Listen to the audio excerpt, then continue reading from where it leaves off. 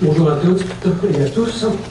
En guise d'introduction de cette journée sur le livre et l'édition, je me permets de faire un retour dans le temps pour vous présenter une brève histoire des procédés d'imprimerie qui nous a amené à ce qu'on connaît aujourd'hui, c'est-à-dire la chaîne graphique numérique.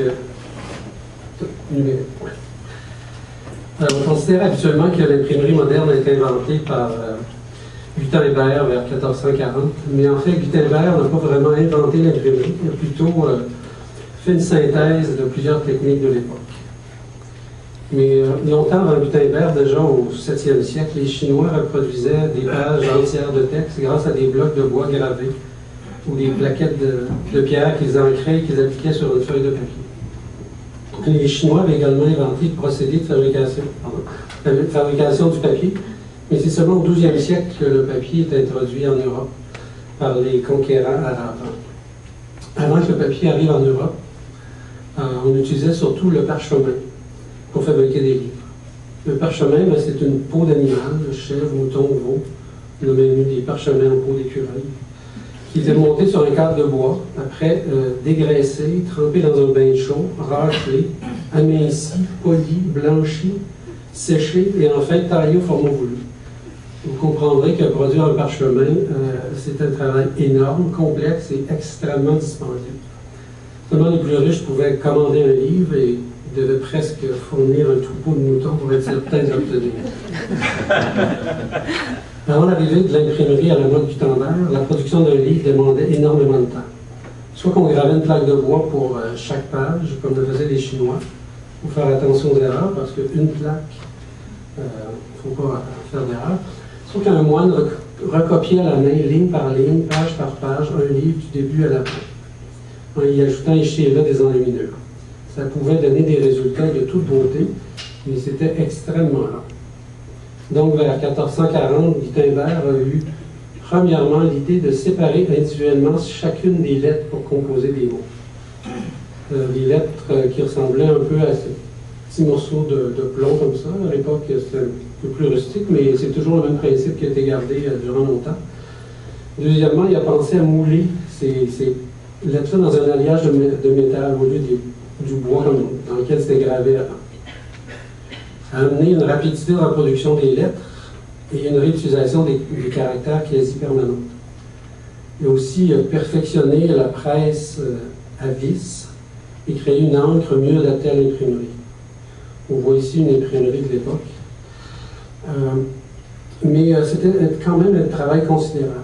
Dans un premier temps, le typographe sélectionnait les lettres une à une dans un casier et les plaçait avec des espaces dans un petit support appelé un composteur pour créer une ligne de texte.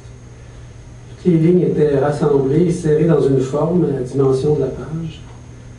Cette forme-là était ancrée au tampon ou au rouleau.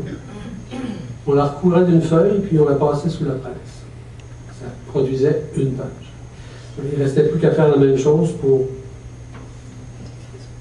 le nombre d'exemplaires qu'on voulait. Donc il pouvait être assez long, puis après de faire les mêmes pages et de les relier.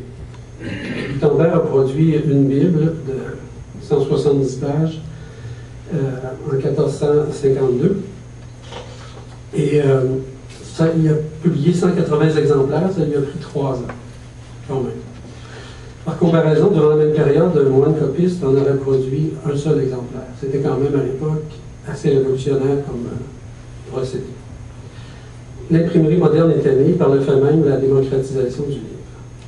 Et pendant près de 400 ans, les étapes de fabrication du livre n'ont pratiquement pas changé. J'ai ici un livre publié en 1716 qui utilise exactement la même technique que Gutenberg, les caractères mobiles. Vous pouvez le consulter plus tard, vous verrez que les caractères sont un petit peu croches et un petit peu pression différente.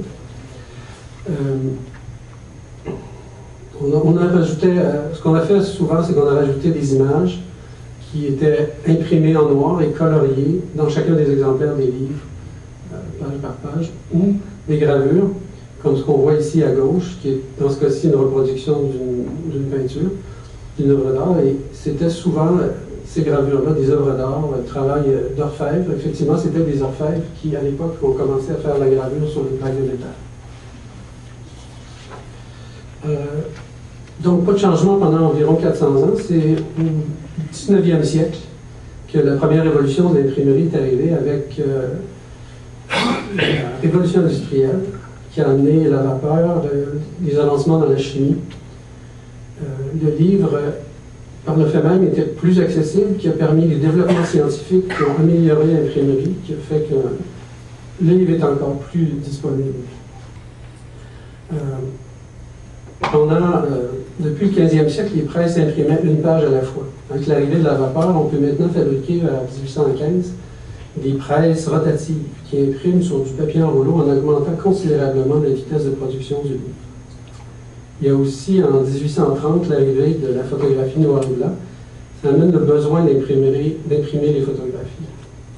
Et comme les presses impriment souvent en une couleur, noire, on ne réussit pas encore à imprimer les tonalités de gris. Alors, ça ne sera pas avant... les graveurs vont continuer à graver les photographies, reproduire les photographies en les gravant sur des plaques de métal. Ce ne sera pas avant 1880 qu'on trouve enfin la manière de créer les demi-tons, les teintes qu'on trouve dans la photographie. On met une trame par-dessus qu'on rephotographie. On rephotographie la photographie. Ça donne une série de petits points. On voit bien les petits points ici. De loin, on voit bien le dégradé dans la cathédrale Notre-Dame qui réussit à reproduire une photographie. Un autre exemple des améliorations techniques amenées par le développement des connaissances scientifiques, c'est du côté de la typographie. Avant ça, caractère par caractère, en 1885, on invente la linotype, qui est une machine avec un clavier qui contient des fontes, des petits caractères qui sont stockés et qui sont coulés. Et ça fabrique une ligne de texte. Toutes les lignes sont, comme on voit le caractère ici, placées l'une après l'autre pour monter le texte. C'était encore là une rapidité incroyable pour l'époque. Deuxième révolution au XXe siècle. L'électricité est arrivée et les développements dans la chimie encore ont amené la seconde révolution. Les presses sont devenues électriques, donc moins brillantes, plus rapides. C'est tant mieux parce qu'après la Deuxième Guerre mondiale, il y a une demande de papier d'impression incroyable créée, entre autres, par la nouvelle société de consommation qui commence à voir le jour. Le procédé offset, par exemple, qu'on voit ici, utilise une plaque flexible, légère et sans relief, qui remplace les lourds rouleaux qu'on voit à gauche, des rouleaux qui pesaient plusieurs kilos. Les plaques offset ne sont pas des caractères de typographie qui ont été coulés, c'est un procédé photographique. Et puis ça joue avec la technique de l'huile par rapport à l'eau, c'est la répulsion de l'eau par l'huile, enfin, un procédé qui est beaucoup plus rapide en fait. Au milieu des années 60, on commence à délaisser la typographie au plomb de la linotype pour passer à la photocomposition. C'est encore un système photographique. À travers d'un disque perforé de caractères, on imprime sur des rouleaux de papier, des bandes de papier, du texte qui est coupé après, monté sur un carton. Époque que j'ai connue, en 1980, 70-80, on utilisait encore ce système-là. Il ne fallait pas faire une erreur, il ne fallait pas que l'auteur nous rappelle pour dire j'ai oublié de mettre un paragraphe au premier chapitre. Il fallait tout décoller et recommencer. C'était assez.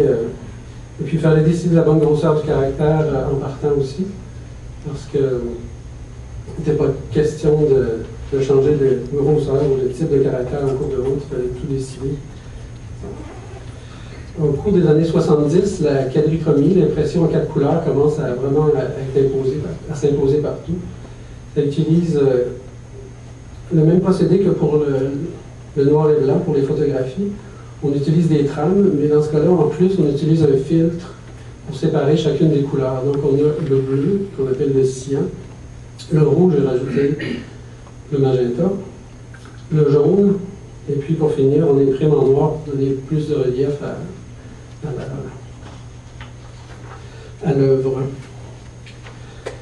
La troisième révolution, 1980, les débuts des années 80, c'est l'ordinateur.